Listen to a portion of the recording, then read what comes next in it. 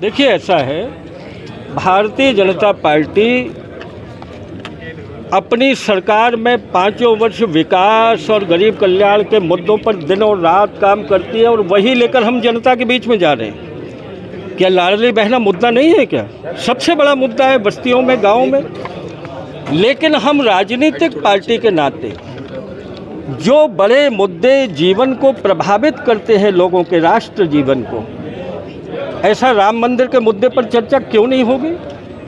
आज हमास आतंकवादी संगठन है अंतर्राष्ट्रीय, 1400 निरपराध इजरायलियों की मृत्यु हुई है उसकी गोलियों से।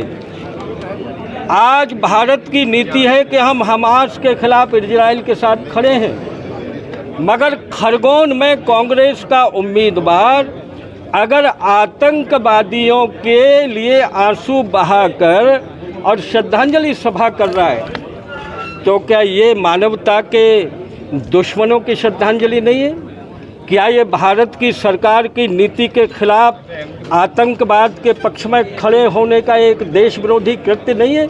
ये मुद्दा बनेंगे और मुद्दा बनने चाहिए। दादा, महाराष्ट्र जल रहा है आरक्षण की आग में, क्या कहना चाहेंगे आप महाराष्ट्र के सहप्रभारी? देखिए, महाराष्ट्र में ऐसा है, वहाँ की सरकार ने, वहाँ के मुख्यमंत्री जी ने, डिप्टी चीफ मिनिस्टर फडणवीस जी ने बहुत संवेदनशील मुद्दे में आंदोलनकारियों से चर्चा की है। उन्होंने समय दिया है 2 जनवरी तक का, और मुझे उम्मीद है कि 2 जनवरी तक न्याय प्रक्रिया की सारी बाधाओं को दूर करते हुए उनके पक्ष में कुछ न कुछ ऐसा होगा कि मराठा समाज के साथ जरूर हम न्याय कर पाएंगे। 5 नवंबर को अक्षत पूजन है। 5 नवंबर को अक्षत पूजन है।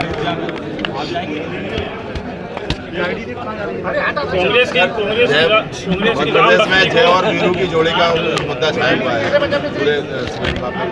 जय वीरू को लेकर ज्योतिरादित्य सिंधिया ने कहा कि कमलनाथ और दिग्विजय सिंह जय वीरू में, नरेंद्र सिंह तोमर ने कहा कि शिवराज और नरेंद्र सिंह बहुत पहले से जय वीरू है।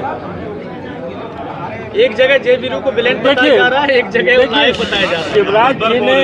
शिवराज जी ने चुटकी लेते हुए बहुत कम पंक्तियों में बड़ी बात कह तो दी थी।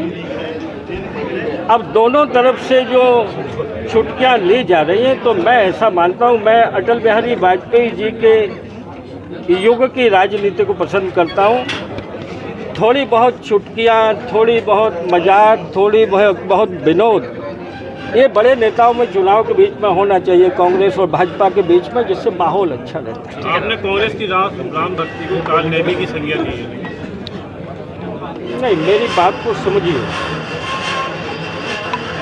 कांग्रेसी नेता चुनाव के पहले हनुमान चालीसा, राम कथा, कांग्रेस के बड़े नेताओं का चंदन लगाने, मंदिरों पर जाना, ये सब किया तो लोगों को लगा कि शायद ये राम के काज में बाधा नहीं बनेंगे, इनकी राम भक्ति दिखाई दे रही है। उसी तरह दिखाई दी जैसे हनुमान जी आकर्षित हुए कि कोई राम नामी ओढ़कर बैठा है जब वो लंका जा रहे थे। लेकिन हनुमान जी जब उनके पास गए और असली रूप प्रकट किया काल नेमी ने, तो वो तो रास्ता रोकने वाला राम भक्त निकला। इसको नकली राम भक्ति कहा जाता है। जब मंदिर के पोस्टर लगने का मौका आया तो विरोध में खड़े हो गए। जब महाकाल की यात्रा पर थूका गया और बुलडोजर पहुंचा घर तोड़ने, तो ये आंसू बहाने खड़े हो गए।